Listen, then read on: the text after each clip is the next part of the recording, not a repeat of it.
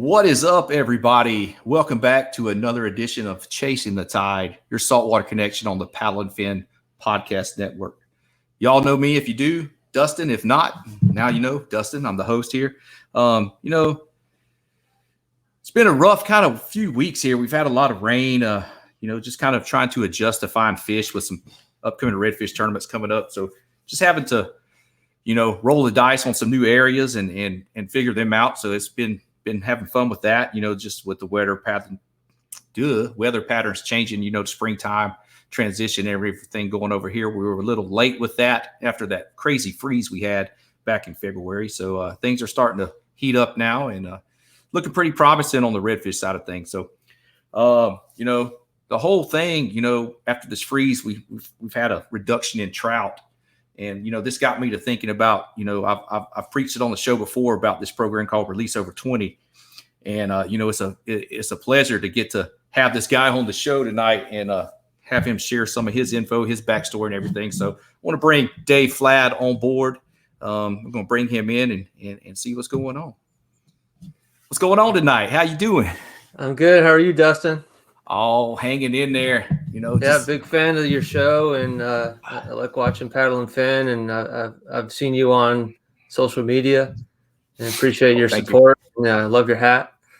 Oh yeah, so got to get that in there. Represent. Yeah, man, it's an honor. So thank you. Oh, it's an honor for y'all, man, to reshare pictures and everything.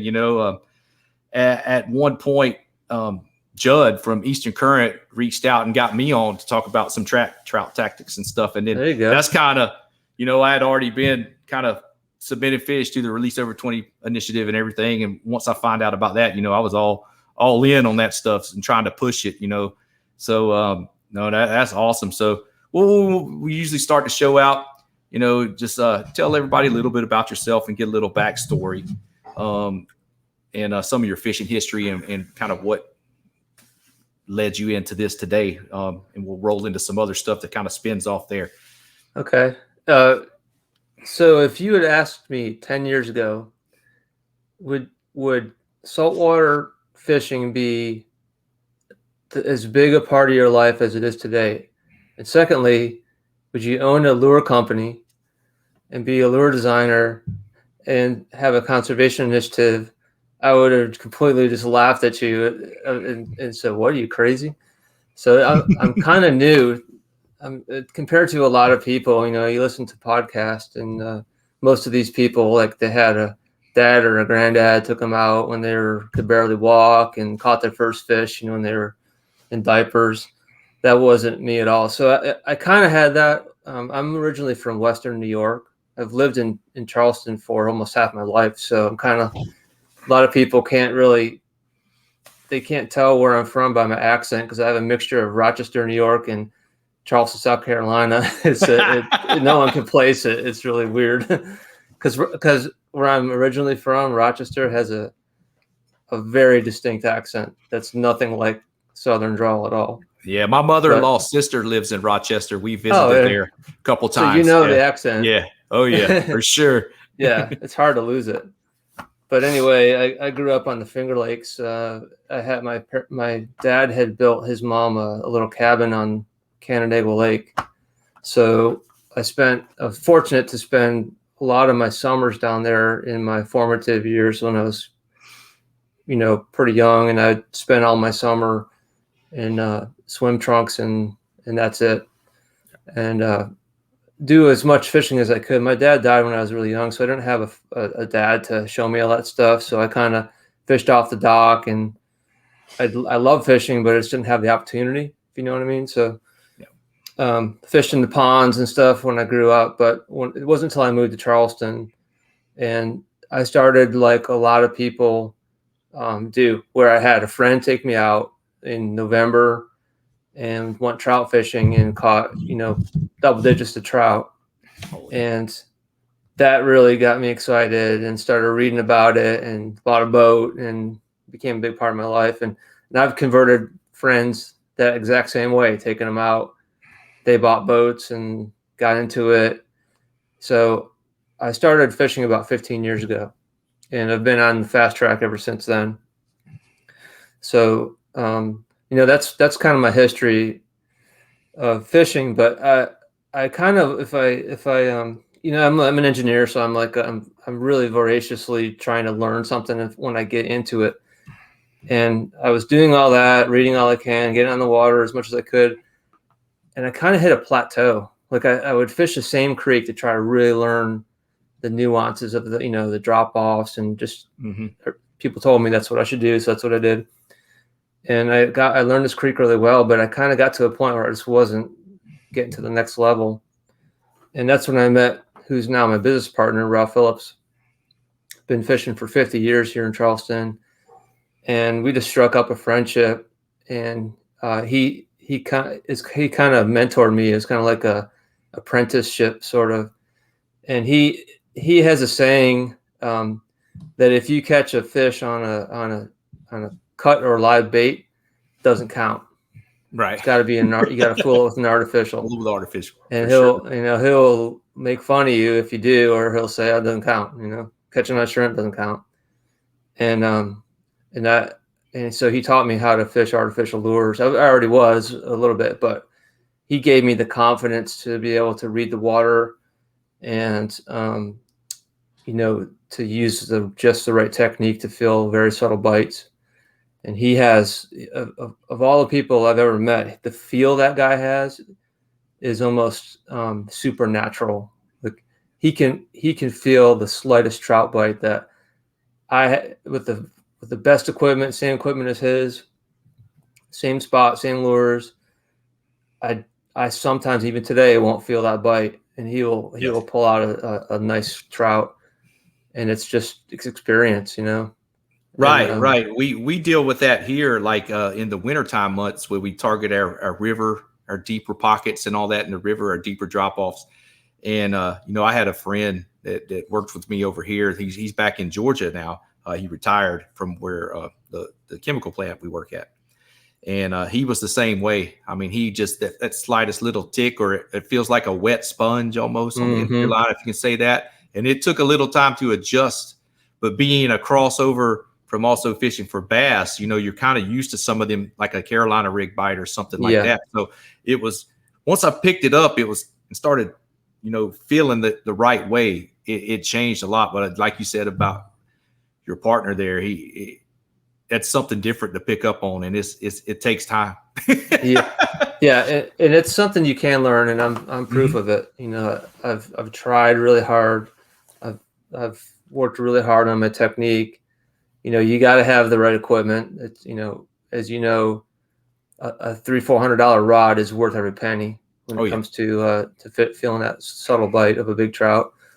And I'm much better at it than I ever have been, but I still don't think I'll ever catch up. Maybe when I've been fishing 50 years. But anyway, that's my history, and so awesome. And then that friendship kind of led to, and you being an engineer as yourself, yourself kind of led to another little. You're saying that he's your business partner, and that led y'all into what is known as eye strike fishing. Big time. So the history is that we started out, we felt like we wanted to almost do what Seltstrong's doing. We wanted to film instructional videos. It almost seems comical now because so many people are doing that. Everyone on YouTube has just got a GoPro, and back then in 2014, the space was pretty wide open. I mean, it was a lot of opportunity for that, but I could see it coming, and I thought, there's no way we're going to be able to monetize this. It's too easy for people to give stuff away for free, and it's just not a good business model. So I had bought some equipment, and I have a whole bunch of film that's really bad. But, there's some gems in there, but the audio was terrible and this and that, but I was learning. But he had also been saying that he wanted to have a jig head with a really big eye, because the offshore lures that he used to use when he was chartering all had really big eyes, like the big chugger plugs and things. Yes. And he always used the Cody jig head, which is the only real jig head at the time that had a pretty good, pretty, prominent eye that it's painted on, but it was, it had a good hook. It's great. I mean, it's a great jig head, but he's like, I really wanted an eye that's like twice that size. And, I kind of, being an engineer, I'm not afraid to try. So right. We set out to make that jig head, and it was really mostly for us. So we weren't really thinking it was going to be a business. We made a mold that would pour 6 at a time, and we'd pour it on my back porch. And when we first tried it, we had a lot of success with it. It was we had a slam of really quality fish, and it seemed like it performed better than any other jig. Of course, one data point doesn't prove anything, but it had a lot of promise, and we believed in the concept. I'm an optical engineer, so I believe in that fish. If they can see a lure crossing their field of view, if they can identify an eye, that's going to tell them that it's food and it's not a threat, or it's not like a stick going by. That's something I need to strike. And the bigger the eye, the further their way they're going to see it, and the more prominent. And if you look at a lot of minnows, their eyes are relatively very large, just like a baby person has got really big eyes. It's like when you look at a minnow, the first thing you see is the eye. So that was the whole concept. It's not like reinventing the wheel. It's not like we made anything new. We just made it better, I think. Enhanced it. Yeah. And a better mousetrap, I guess you'd say. Yeah. And for sure. But the other thing that our goal was to have everything that we make be high quality. We didn't want to make cheap Walmart jigs like that you would buy at a bargain bin. We wanted the best hook we could find, and that we built that first product was a Trout Eye 3/16 ounce on a Mustad Ultra Point hook. And we were one of the first companies to actually say what hook we built it on. And a lot of people respected that. They're like, a lot of times these jigs, they're just, it's a hook. They don't say what it is. Mm-hmm. And we came right out and said, look, this is an expensive hook. This is the best hook you can buy. This is a wide gap, black nickel, super sharp, really strong quality hook. So even if you don't buy into the eye concept, this is still going to be the best jig head that you can put your hands on. And that was our concept. It's pretty simple. And, as far as like the name I Strike Fishing, it's marketing. We have, you can't patent a jig head. They're already out there. But our approach was to kind of own the space of a big eye jig. We have a lot of copycats. Back then, we were the only one with that prominent eye, and there's a lot of copycats out there now. But I feel like from a marketing standpoint, we own it as a center point of our business. Like all of our jigs have big eyes on them. The biggest eye you can put on a jig for the weight. That's our products. So, I mean, it's pretty simple, but that's our take. Yeah, and it's a super cool. If if y'all out there and haven't heard of it, y'all need to go and check them out. Appreciate that. And a lot of our other products since the Trout Eye have really just been trying to take that same concept of the largest eye on a jig head and presenting it in different ways with different, approaches. So we have our weedless eye, which has a weed guard. We have our best-selling product right now, which is the Texas Eye, which is an articulating head. I have an example right here. So it has a swing head, and it's weedless. There you go. There you go. Wow, technology. Yeah. And if you're listening to this on a podcast stream, you're not going to be able to see this, but if you want to tune in on Facebook or YouTube, you'll be able to look at this whole layout right here of what we got. Yeah. So you're talking about the Texas Eye with the articulating jig head. That's right. Yes, sir. And you All can right. see there that we now have 3 categories of them. We have the Texas Finesse, Yes. which is built on a worn-out hook that came out last winter. Yes. Been hugely successful. I love it myself. It's great for those little profiles like a Slim Swim 3-inch or a Yep. Streak 375 Z-Man. And then we also have the Texel, Yes. the big old 5/0 3/8 and half ounce for the big old fish. Interestingly, a couple weeks ago, I was out at the nearshore reef off Charleston, and I was dropping that down at 30 feet of water, catching black sea bass. And a couple of times I lost my plastic, so I just left it off and just dropped the damn straight jig head down there and was catching, 15-inch sea bass on that thing like as fast as I could drop it down. So wow. That's kind of cool. I mean, I don't know how much of that was just that they were really turned on, kind of in a frenzy, or it might also be that they saw that eye. We've had a lot of people catch fish on the raw jig. I had a guest on my boat one day, and he caught a largemouth on he had dropped the hook over the side while he was doing something else and picked the rod up, and there was a largemouth on it. Bass on it. So, oh wow.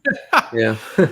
Crazy. Yeah, but yeah, it's the something with the it has to do with the eyes, and there is you can go and order these things individually, which is cool. So you can order them in bulk and actually get a little break in the price. And there's different color of eyes available too, so you can go through and order different ones at different weights, and kind of use it to what you're targeting and kind of what the watercolor is and clarity. It's cool. Yeah, we distinguish the color by the eye color, and we have 6 choices. Actually 7 if you consider we have a pure black eye for the Texas Eye Finesse.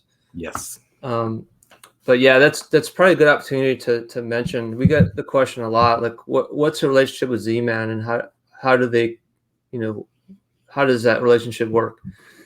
And so Z-Man is are our partners. Just there's no ownership or anything like that. It's kind of a mutually beneficial partnership where they have distribution rights for all tackle shops in the country. So our jigs, if you go to Academy or Bass Pro or something like that, you'll find them under the familiar Z-Man blue labeling. It's the same jig head though, and you'll see that our logo is on the packaging. They handle all that distribution themselves. We don't really have to get involved, which is super nice. But we do have our own little store, our online store, eyestrikefishing.com. Yep. And the one thing that instead of just selling in like the typical 3-packs, the one thing that I've reserved for us is we're the only place where you can buy our jigs in bulk and save a lot of money. So that's kind of an incentive for people to come straight to us. If you buy a lot, you can save up to 30%, which is almost wholesale price. And a lot of people do. So more and more people, like from every day, we're shipping out packages all across the country. And we're starting to see more and more get shipped to the Northeast and in the Midwest. And people are starting using them for saltwater. They're discovering them and using them for walleye and crappie and bass, of course. Oh, yeah. So that's a relationship. It's the same jig head. We also collaboratively develop products with Z-Man sometimes, and you'll see those we have the bullseye spinnerbait, and the new swim bait eye, and then the new eye strike chatterbait, which is this one. Which we're super excited about. Is a beast for the redfish. Yeah, Ooh. It's we're excited about it. It's it's good for bass and redfish. Yeah, it's good for bass if you just want something without a skirt and just want to do a bigger swim bait on it. Redfish along shell edges and grass lines, over the flats, slow rolling in deeper channel swings and back creeks in the winter for redfish has been great. The bullseye, I'll have one of them tied on tomorrow, and I'll be slinging it all day along with a gold spoon. I sure will. Yeah, we also and they're stout and they're durable. Yeah. I can throw it on straight braid on my power mag and I can horse the fish in on them. you know, and get them to the boat, get them in the net, you know. That's so right. It's a stout, and it's got a cool color. You know, the wire on it's it's a little duller color, not shiny. And then there's a couple sizes for the blade. So if you want extra thump, there's a little bigger blade. But, you know, the jig head, having that strong hook, just like you said, that black nickel helps with the corrosion. You know, it's just that's my go-to spinner bait. I'll tell you that right now. Nice. for redfish, damn sure is. I appreciate that. We're excited about it, and we're only just getting started in terms of people discovering them. Because of COVID, they haven't really had a chance to get widely distributed yet, but they will be soon. This is another one that we came out with called the Finesse Eye. That's another collaborative product. And the thing about this, it's got that sort of lighter wire hook on it.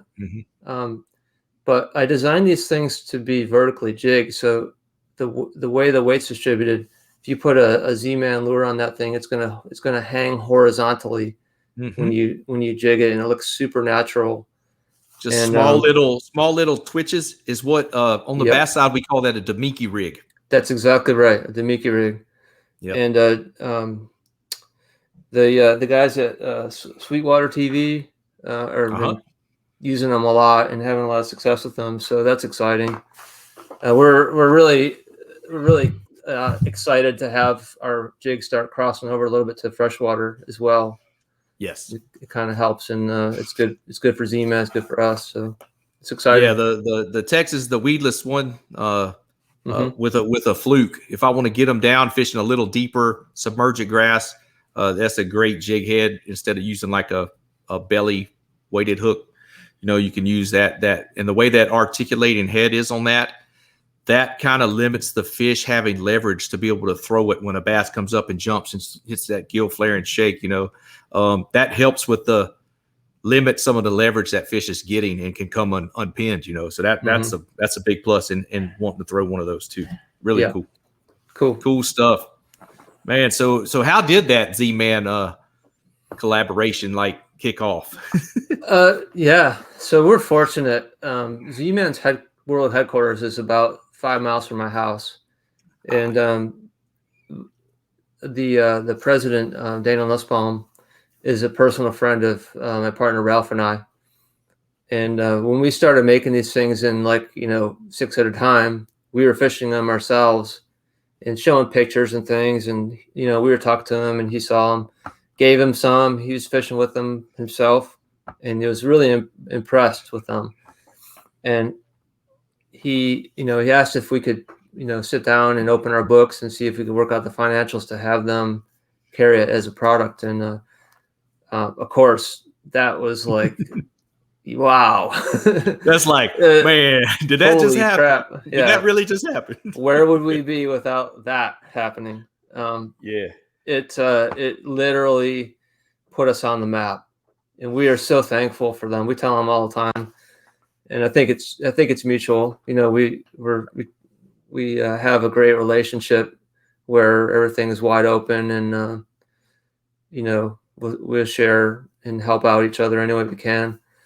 But most of all, I think it's just their customers like them too. So it's been I've heard some unofficial quotes about how well they sell, and it's staggering. I've heard from one of the shows they do for a distributor. Every tackle shop east of I-95 in North Carolina carries our jigs. Yeah. We just went to a place called Easy. Sorry, I can't remember their name. It's a really big shop in North Carolina, and there were our jigs were on end cap right in front of their whole room dedicated to jig heads. And I said, how are these sell? And he said they're by far number one best selling jig head. And I was like, wow, that's cool. And I told him who I was, and he's like, yeah, I've seen you on Instagram. I thought that was you. I kind of thought that was you. Yep. You never know, when you put yourself out there, who's paying attention or not. But it was kind of cool. We talked to that guy for a good long while. Yeah, but, and then, in social media, wow, that's you can pay to do ads, but once you grow, to a certain level, that's just free advertisement. It's kind of, that's a big plus to when all this Facebook and Instagram and all this other stuff kicked off. And, and that's a great marketing tool, to be able to share these photos and have other people tag and share and then, using the product, a lot of good feedback and everything. So, man, like you said, oh, I saw you on, so I kind of thought that was you, but that's what, as a company, you're missing out if you're not using that social media to your advantage. Yeah. So, yeah, that's a good deal and too. That's the only way we've done it. It's been all Instagram. Yep. Organically grown through Instagram account. Instagram, but yeah, just organically. And, we purposely won't have like bikini models showing our stuff. We could probably have 100,000 followers if we showed bikini models, but that's not what we're all about. I'd rather show, a girl in a flannel shirt who knows how to fit, who really uses our jigs and likes our jigs. We've grown slow and steady, man. If you could watch our followership, it's just been like a real gentle slope for the last 6 years, up to, I think we're at a little over 18,000 followers now. Yeah, that algorithm they readjusted like last year kind of threw a wrench in some things. Yeah, and there's some little tricks here and there, but I'd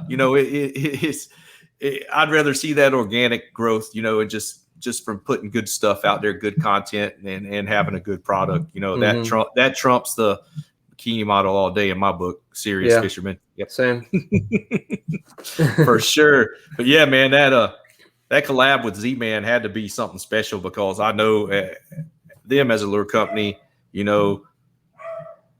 I religiously throw their jackhammers when they partnered with Evergreen and came up with that, and the way it just the noise and vibration of that one on the bass side of things is just awesome. They I did ruin a few in the saltwater, just because of the corrosion and stuff here and there. It's just a different environment for it. So when they came out with the Eye Strike jig head on the chatterbait blade, I was just like, oh, that's the one. I got to first chance I could get those, I was ordering them. That's awesome. Thank you. But man, that's awesome. So, growing that company from nothing to what it is now, that's really cool. And I'm glad you got to, I appreciate you coming on here and sharing that with everybody. Sure. And then, fishing around the Charleston area, and y'all had some, some heavy freeze, and kind of it had an impact on the trout fishery there along the eastern seaboard. It happens a lot. At times. Yeah. So here it does. There was an initiative. You kind of kicked this off on your own, and then kind of turned this into a whole movement. And if anybody doesn't know, I've been a supporter of it. This when I found out about it. I'm originally from Georgia, from the St. Simons Island area. Okay. I grew up fishing that inshore water over there, and know what the cold does over there too, and how they move around. Some of the trout might be a little more migratory in that area and kind of move in and out and some stuff. But, I do know what that extreme cold can do. So when you kind of set up your own, size limit, kind of catch and release kind of deal, and what you ended up doing is a release over 20 initiative. I'm rocking the hat. We talked about that earlier. And you just kind of kick this off as your own initiative, and then it grew from that. And can you tell everybody kind of what started all that? I don't know if I hit it all right, or just give the backstory on that, and then we'll talk about where it's at today. Sure. So I've been doing this myself for about 9 or 10 years, and it originated because I asked someone that was kind of close to how laws are made regarding our natural resources in South Carolina.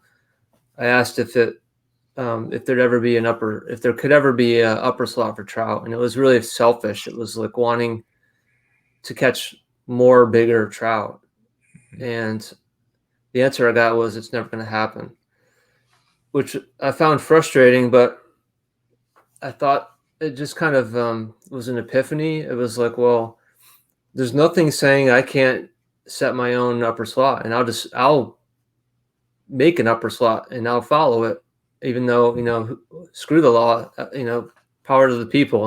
I can just do this myself, and I'll try to just lead by example, and maybe other people will do it also. And that's what I've done. Real slowly though, 10 years ago, there wasn't much social media. So there was more like fishing forums. Right. And Correct. there's one here in Charleston that's really popular. And I would say, well, hey, I caught a 20-inch trout and I released it because, to spawn. And I think that these fish are important and should go back and be caught again and not kept, keep the smaller ones, let the big ones go. And then, to my surprise, people started also adapting that, and they would come up and tell me, hey, I heard you say that, or I saw it on the forum and I really agree with it. And I do it too, which is really cool. Yeah. And for sure. now that I have iStrike, I have more of a platform because we have a lot of followers and things. Mm-hmm. I was trying to, in the back of my mind, trying to think about how, I wanted to make this a thing, but I didn't really have a lot of confidence that it would resonate with people. And I didn't know what to call it. And, it was like, and I'm busy. So, I just never got around to it. And then I was talking about this on that Eastern Current podcast that you mentioned with Judd. And Joe Neely from CCA North Carolina was listening. So you never, again, you never know who's listening, right? Exactly. You might be listening to this podcast and something might come out of it. You never know. Oh, yeah. So he said, man, this is exactly our philosophy, and we were 100% believe in this. Let's make it something. So that gave me the kick in the butt to do something. And thanks to Joe, because he helped, get that logo we have on your hat. Yes. Which is really cool. And and they have sort of we list them as a co-founder of the initiative, but they're kind of in a supporting role. For now, I've been doing this all by myself in my spare time as a passion project. And the way it's growing, I'm not gonna be able to do it by myself much longer, I don't think, which is great. That's what it's all about. So I haven't even mentioned what it's about. But, so in a nutshell, it's just encouraging people to release big fish. The reason is that they're mostly all female. Almost all species of fish, the biggest fish are female. And they're the spawners, they're the brood stock. You can argue that their genetics are more significant because they've survived things like cold snaps, disease, avoiding eaten by prey or even fishermen. Exactly. They're survivors, and those genes are important to propagate. So, and if you do that, there's going to be more big quality fish to catch, more citations, more release, more 30 fish out there, which everyone wants. And our friends at Speckled Truth have made that a really cool thing. I mean, before Speckled Truth, there are certain diehard anglers who value those fish a lot, but they've made it so that the whole country, it's sort of a point of pride. If you can catch a big fish and release it, a big trout, that's really saying something, and they've made it cool by rewarding it with their Dirty 30 boxes and things like that. So, and then even the 27 to 29.99 inch fish, citation. there's a citation, which I've dug that because all the stickers were really cool, and each state had its own sticker, and they were pretty rad. And it's like a badge of pride for, oh man, I caught one over 27 inches. And the same thing with the Dirty 30. Down here, pre-freeze, it was starting to be insane again. Mm-hmm. It was just like we went to a 5-fish limit south of Matagorda, the Colorado River, and we actually went to an upper slot. You could only have one fish over 25 inches in your 5-fish stringer. Mm-hmm. And once that was implemented, I saw a big difference in some of the areas I was in. Yes, for Very sure. Interesting. Because I've heard that same thing. Tyler Capella, as a guide out of Tampa Bay, Florida, over the last 3 years, has put a lot of restrictions on their trout. And he had made a post and tagged us in it. I don't know Tyler, but respect him a lot, and he said that the trout fishing there is the best it's ever been for quality and quantity. Yep. So it does make a difference. In angling behavior can make a real difference if numbers of people, percentages of people do it, they can make a difference. I truly believe that, and that's why I'm doing the release over 20. Yeah, so it's really encouraging people to set their own limit, and it's not really 20 inches per se. That's my limit, and it's also marketing wise, it's kind of catchy. It's a round number. Yes. Here in Charleston, that's a 4-year-old fish, but in your area, a 4-year-old fish is about 23, I think. Yes, sir. And it might make more sense if you're fishing the Laguna Madre to say, well, my limit's 24 or 23. Anything above that, I'm letting go, and it would have the same effect. It's just, you see what I mean? It's like setting your own limit. It's not really like, but that being said, my initiative, I'm rewarding people for anything over 20 inches. So if you're in Texas and you're catching hundreds of them, I'm going to still have you entered in the program, send you free stuff as much as you want to participate. I'm welcoming it, because every fish, makes a difference, really. For sure. Yeah. And I was kind of already, before I even knew about the program, I unless it was like hooked real weird in the gills or something, I wasn't keeping many trout over 20 inches anyways, because I feel that, the 17 to 19 inch fish, there's plenty of fillet on there if you want to make fish tacos. Yeah. They don't have that gritty texture, like some of the bigger fillets would have. Over time, I had kind of figured that out. I was like, you know what? Oh, I'm just going to keep these smaller ones and take a few home for dinner. And that's what I'll normally do. I'm not no kind of meat haul or nothing like that. And I know, there's stuff out there that does that. People pay, guys to get taken out. They want to try to get their freezer bags of fish and, have time, put them in the freezer. I'd rather catch them that day, bring a couple home and cook them that evening fresh, or make a good batch of ceviche, or, make some fish, smoke them and make some fish dip or something like that. Yeah. The same day. So I'm kind of all that anyways. And then the whole thing behind you with the, getting into the spawning capacity and how much, fry they produce, the bigger females. Right. So that's a whole another aspect. And you've kind of, at the end of each month, you have a tally of who all submitted what and from where, and then kind of do a giveaway. So that's pretty cool too. Yeah. So when people enter their fish, if they go to releaseover20.com, which is easy to remember, it brings them right to the entry form. And then they have a choice of, I'll send them free decals, at no charge to them whatsoever. It's all based on the funding that we receive. And there's 3 options. You can receive the original decal, same as on your hat. Yes. And then I made this one up to help encourage people to enter fish. And it's a QR code, which means if you take your cell phone camera, and then so before you actually push the picture button, it has like a live video image. All you got to do is point it at this, and it'll pop the URL for the entry form right there. All you got to do is hit one push with your finger, and there's the form. And it's mobile friendly. So when I catch one myself, I do enter my own fish, and I'll do it right on the boat. Right after I release it, I'll enter it right then. It takes about 10 seconds. And then what I wasn't expecting, but I think is really cool, is that there's certain individuals who are almost becoming like celebrities who are entering lots of fish. And for that reason, I made up these little helmet decals. Try to get to, there it is. Yeah. I had just recently started getting all those in January. So I got like a nice collection started on my back of one of my kayaks that I trout fish. Okay, cool. Yeah.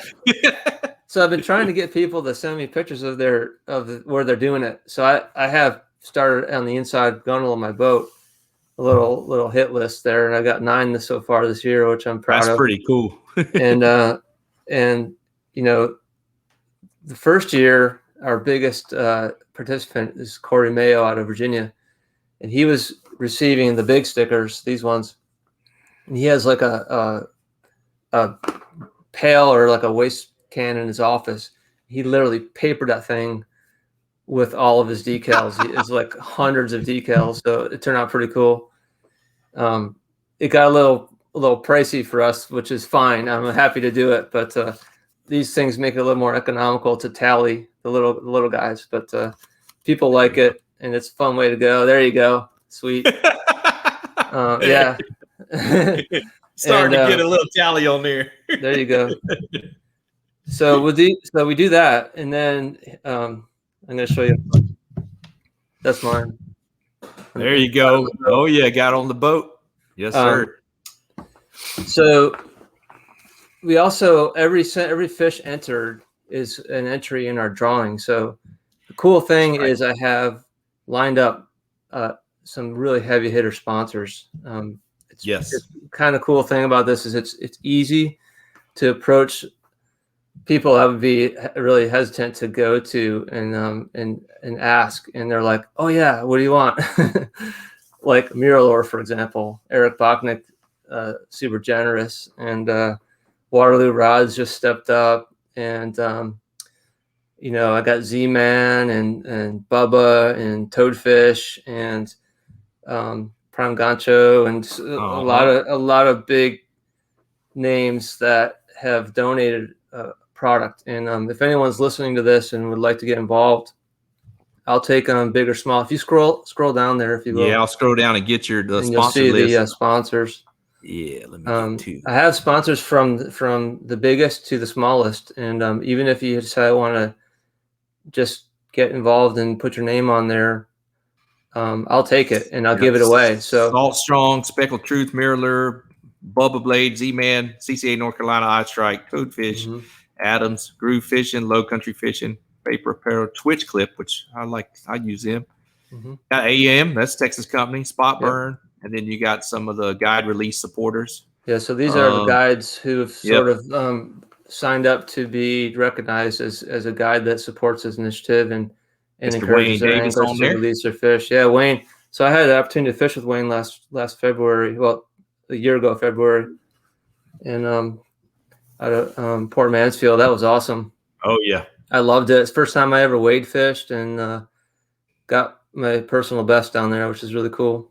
Totally different. That was the whole thing that kind of flipped my lid when I moved to Texas, was growing up in that marshland in the low country of Georgia, and the mud's up to your neck, and and coming over here and seeing people in the bay systems, and it's just like, oh, they're wading out there. And that's what started my whole, getting back into saltwater fishing again over here, and all that good stuff, and then led me into the kayak to expand my range. So it's super cool. We have access to so many good fisheries. I mean, I can drive 2.5 hours and I either go fish Sabine area or I go down to Mansfield. I'm 45 minutes from Rockport. I'm 40 minutes from Port O'Connor. I get off work, and in 5 minutes I'm launched in Lavaca Bay and Point Comfort chasing redfish right there.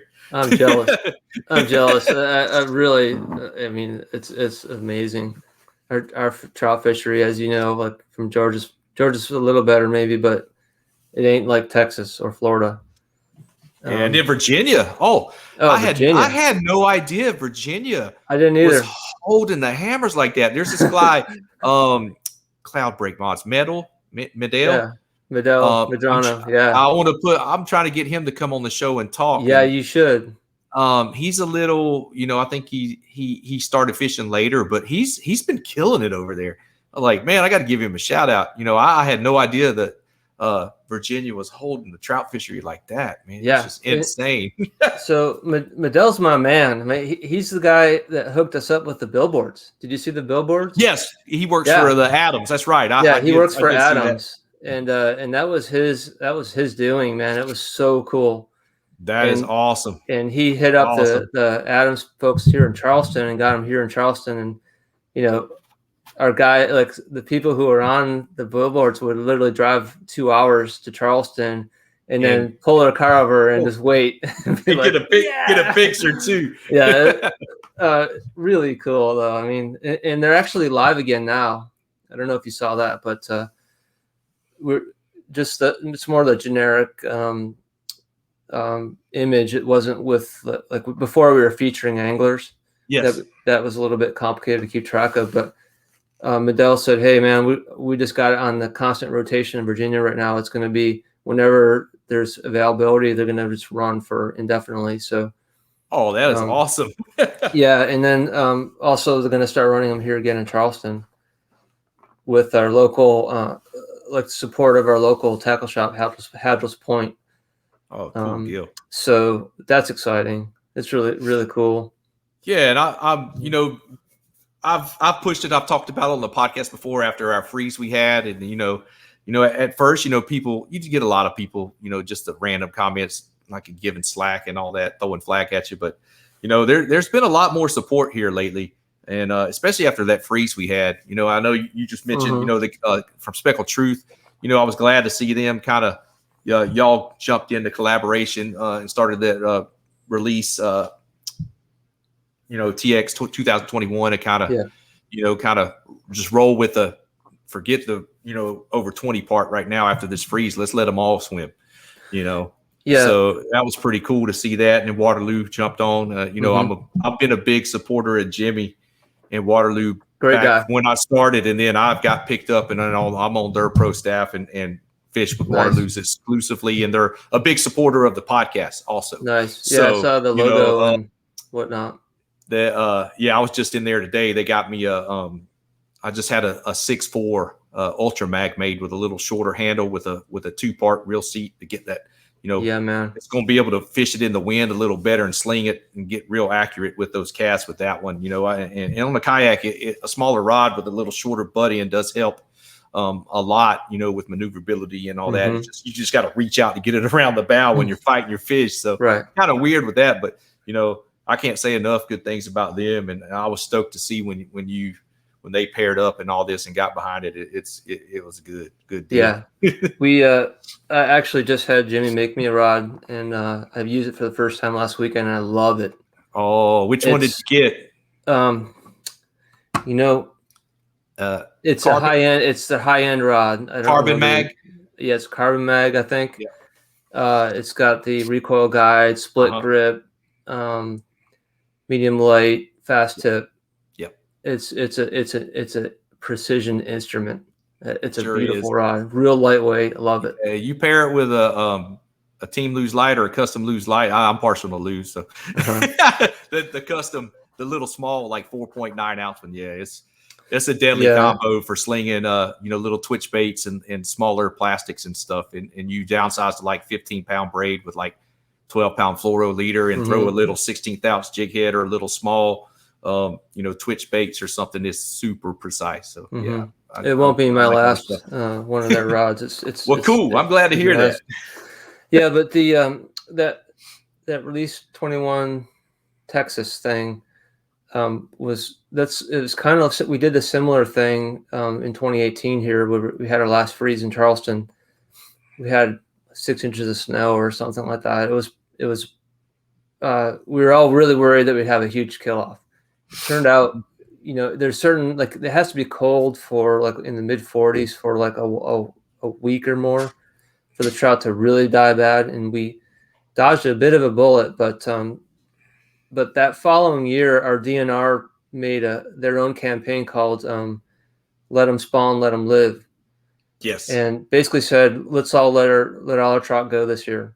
Yeah, and Z-Man and iStrike combined to make a sticker that was like an outline of a trout, and it said "Release 2018 SC," and gave them away. We bought all the stickers and gave them away, and you drive around and see them everywhere. And, awesome. And people did it. I mean, they didn't keep fish that year. And I wish I had it here to show you, but I have a lot of friends at the DNR, and they do trammel net surveys. So they have statistical data that shows how many fish are in the estuary. And it's you can't argue with it. It's statistics, right? It's based on everyday sampling in random spots. And there's error limits around it, but the trends you can't deny. And you saw a drop off in 2018, a sharp drop off, but in 2019 and beyond, it spiked like really fast, way faster than a normal recovery, because we have a freeze about every 7 years here in Charleston. Correct. And if you go back over time, you could see with a chart, you could see how bad the fish got killed and how long it took to rebound, and it was noticeably faster after 2018. And when this happened in Texas, I had said something about, well, we did this in South Carolina, and Chris Bush was listening, and he's like, hey, let's do this. And I said, great, I'm on board, let's go. And so he had that art made up, and I think he gave out 3,000 stickers, and I gave away like not as many, like maybe over 1,000, and just gave them away for free to people. And the thing is, like, if y'all in Texas, if you just release every fish this year only, you'll have order of magnitude more fish in the years to come. Oh yeah, it's a small sacrifice to make for better fishing in the near term future. And good thing, I'm still getting a lot of quality fish submitted to the program from Texas, so it wasn't completely devastating. There's still fish to be caught. There's still some out there for sure. It's just a matter of getting the time. The redfish definitely are taking the brunt of the they're getting more pressure. They're getting a lot of pressure right now. Yeah, they are. They're getting kind of skittish. But they're just I'm not keeping any of them either right now. I'm just trying to let them all go. And our flounder fishery is definitely coming back pretty good too. Last year I probably caught more flounder last year than I had in the 3 years previous, all put together. Is it because of stocking? Do you think you're stocking them there? They're stocking them some, but just they did impose some slots, some closures during the spawning time, the full run and everything, and kind of limited them to 2 that month, that span of time. And then this year it's actually shut down completely, which I was like, that's so weird, because it was the best I've had it in many years was last year. So, we'll see how that does. Right. So this year I started including flounder in release over 22, and the participation's been awful. People don't want to release big fish, and I'm trying to get the word out about those too. And I love flounder to eat as much as anyone. My wife loves them. Who doesn't? But here's the fact about flounder. Males only reach at their very maximum about 13.5 inches. Yes, the females are. Which means that in most states, every single fish of keeper size is female. So when you keep all the females, what happens? Not a good thing. Then the temperature of when they hatch comes into play to deciding what sex they will be. Exactly. Also. So if you get a slight temperature deviation, like we have recently with some temperatures being a little milder in the winter, then you have a lot more males and females being produced. Yeah, a lot of little flounder. Yes. So it's complicated, but I really believe that people need to start releasing at least some of the flounder that they catch. Hopefully the big ones. Even if they don't, just release some of them. Don't keep them all that you can, because they're all female.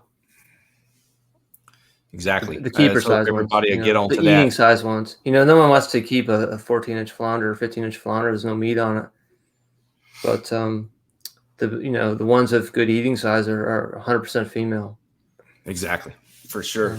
So everybody listen up. Let's do that. We'll see how that goes. Yeah, but I'll takes some. Try to submit a few here coming up closer towards the fall as I start. They start moving into some of my areas that I like to target for redfish, and it'll just be bycatch. But like I said, last year I caught more just as bycatch chasing redfish than I did any of the past 3 years, and some pretty big ones too. I had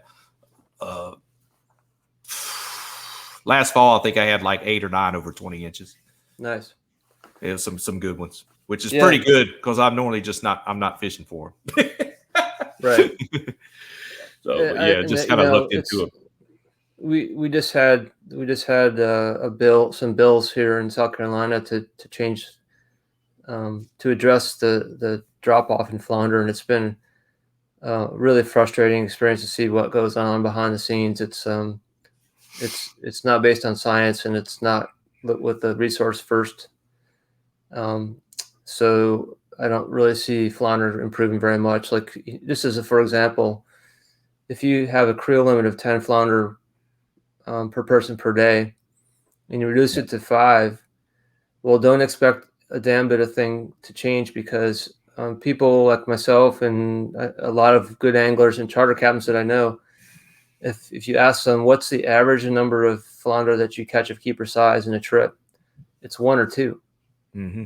So it doesn't matter if you go from 10 to 5, you're never going to even hit 5. Rarely, maybe once a year would you hit 5. So it's not going to change. So, it's frustrating, but hopefully it doesn't come to the point like North Carolina, where they just have to shut the season down completely because it's in a collapse. But it's probably where we're headed here in South Carolina, I'm guessing. But it's crazy that it has to come to that, and just people would rather,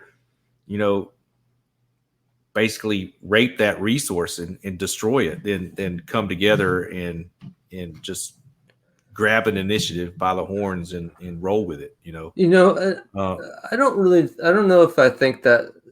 I don't think people are doing that on purpose. Like I think most people don't know that all those fish are female. That's one thing. It comes They down also to don't know that there's a problem. And I count myself as one of those. Even just a couple of years ago, I was having a great fall for flounder. I caught a lot of ones over, well, not a lot, but I probably caught 4 or 5 over 20 inches. Kept them all. I didn't think there was a problem with flounder numbers from my perspective. But once I learned what was really going on from DNR, I said, I'm not going to keep any more flounder. And my wife was pissed. Pissed. Yeah. Because she's like, what? But I did the same thing. I'm just trying to do my part, trying to do my part. Let them go. And that's the part, when it comes to education and the teaching of this, and getting the information out there, which is with the Release Over 20 initiative, which is a great tool to have and get that info out there. That's awesome. Yeah, that's what I'm trying to do. I'm trying to get those facts out there and also be able to back it up with research. And if I don't know the answer, I'm not gonna speculate. Yeah. And if someone comes to me with proof that I'm wrong, I'll change my tune. But I've had people say, well, this or that is false, and I'll show them the paragraph in the research paper where I got it from, and they'll be like, oh, okay. Foot in mouth. Foot in mouth. Or I'll stand down, Yeah. But it's not, it's not my guess. It's based on research, and I've learned a lot doing my own research. And and like I said, like most of my research comes from the South Carolina DNR, which does an excellent job with their research. But like I said, a 4-year-old trout in Charleston is 20, but where you are, it's 20, 22, 23. 22, 23. So it's the same generalities are true, but the specifics might be slightly different based on where you are in the country. But I think it's probably true regardless that a 20-inch trout spawns 20 million eggs a year. That's a lot. And the bigger they get, the more they spawn, and the more, like I said, the more important their genetics are. Exactly. Just like how it goes to show in Texas, it's a different fishery, but the bass fishery here with the ShareLunker program through Texas Parks and Wildlife, it takes those fish and they breed the ones over 13 pounds and they restock the fry. Interesting. And it's like you said, it's genetics in those fish, and it grows bigger fish, and they are a little more hardy and strong, and the survivability rate's a little higher on some of them fish with them good genetics, and it goes to show a program like that's really cool. Our trout in Charleston, if it gets to be 45 degrees, they die. In Virginia, they're still good at 45 degrees because those trout for generations have had colder water to survive. In the ones that have survived that colder water better are propagating their genes, passing and them those along. fish can tolerate colder water than ours can. So, I mean, it's science. Yes. Well, cool deal, man. You know, I'm excited to have got you on here. I was stoked when you said you'd come on the show. So that's cool. I want everybody to hear the story about, iStrike, how it started, and then, how it, the Release Over 20 initiative started out. So I hope everybody enjoyed the show. We certainly enjoyed having you on tonight. And, I want to give you a chance to any shout outs to anybody or thank yous or for support over, go ahead, and then we'll wrap up here in a second. Well, first of all, thank you. And, you're welcome. I'm a fan of you and your Paddle and Fin, and hope to get to meet you someday in person. Oh, yes, sir. Very cool. I always try to give a shout out to Speckled Truth, sort of our brother organization that have really led the way and in conservation and sort of protecting the resource of big trout. I have great respect for all of those guys, and they've been an inspiration to me. Also, I want to point out the Empty Stringers program, which is out of Port Mansfield. Wayne Davis and Ernest Cisneros. Yes, those guys. And I tell this to everyone: our model of rewarding people was inspired by those guys. I fished with him, like I told you, a year ago, and was glad to participate in that program. And if you don't know about it, basically what they do is they say, hey, if you want to participate in Empty Stringers, we're going to go fishing today, and if you release all your fish, we'll give you a bunch of free stuff. And it's like it's like a t-shirt, koozies,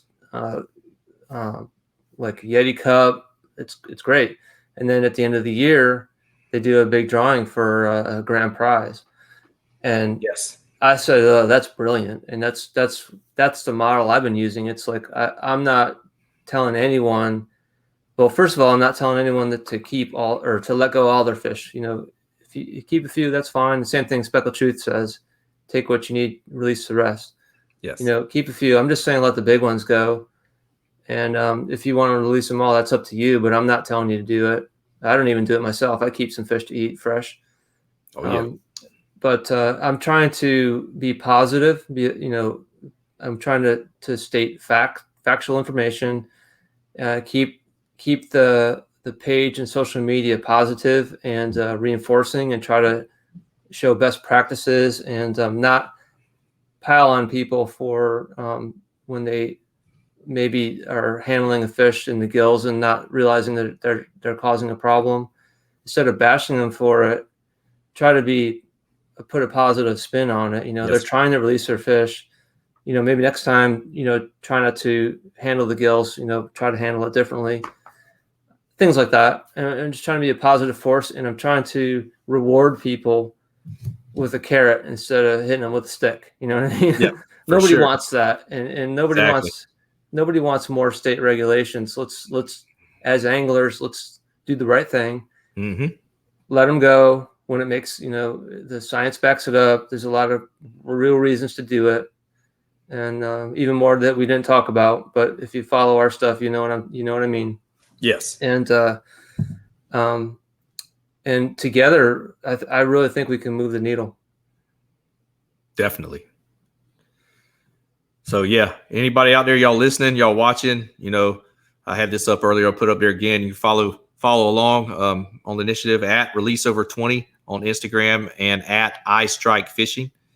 And then there's a Facebook page for both now. There's a group. There's actually a Release Over 20 group. That too. Yep. And then there's a Facebook page that you can go and like, and then also on iStrike Fishing, there's a page there on Facebook that you can go look them up and like and follow along with their social media engagement and posts, and see what's going on over there. Stay up to date. And like you said, hit up iStrikeFishing.com and /Release Over 20, and it'll take you right to that page to submit the fish. Let's see some more Texas entries. I don't want to see Virginia taking the top honor. We need to get Virginia.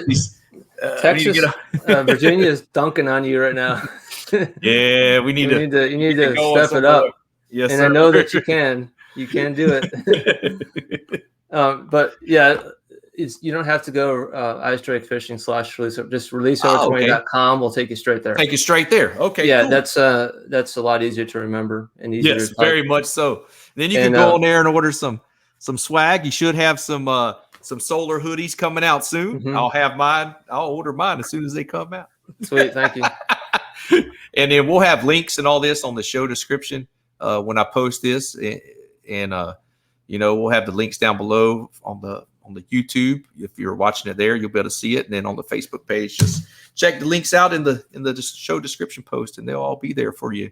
We'll get that done. And thanks again, everybody, for tuning in. Thanks for the show support, Waterloo Rods and Truchador and Co. And then all the other sponsors that support the podcast that are part of us, Jig Masters, Pelican, Yak Gadget, 153 Baits, Yak Attack, Rocktown Adventures, all that good stuff, Jig Masters, and everybody that supports. And, we made the move to Waypoint TV, which will be our platform now, which is awesome. I just recorded with Tom Rowland. There you go. Saltwater Experience. I just recorded with him earlier today. So nice. I was like, man, I was stoked that he reached out, and he's like, hey, we got this. We're all got this in common on Waypoint. And I was like, well, we want to have you on the podcast. And he was like really stoked to hear about like the tournaments and how we run them on a kayak and everything. So it was really cool to get on there and talk to him, and hopefully get to meet him at ICAST later this year coming up. And I'll be there. Maybe we can continue to grow this thing. I'm trying to make it. I'm going to try to work it out. So I'm definitely trying to get there. So, this wouldn't be possible without the listeners. So thanks for everybody that tunes in and listens. Just support this Release Over 20 initiative. If you're in the coastal areas and you target speckled trout and hell, even put redfish in on that mix and flounder, let them go, let them grow. And let's save this fisheries. Let's keep them healthy for our kids and grandkids to enjoy just like we do. So with that, we're going to wrap it up. Thanks for tuning in to the Chasing the Tide saltwater segment on Paddle and Fin. We'll catch y'all next time.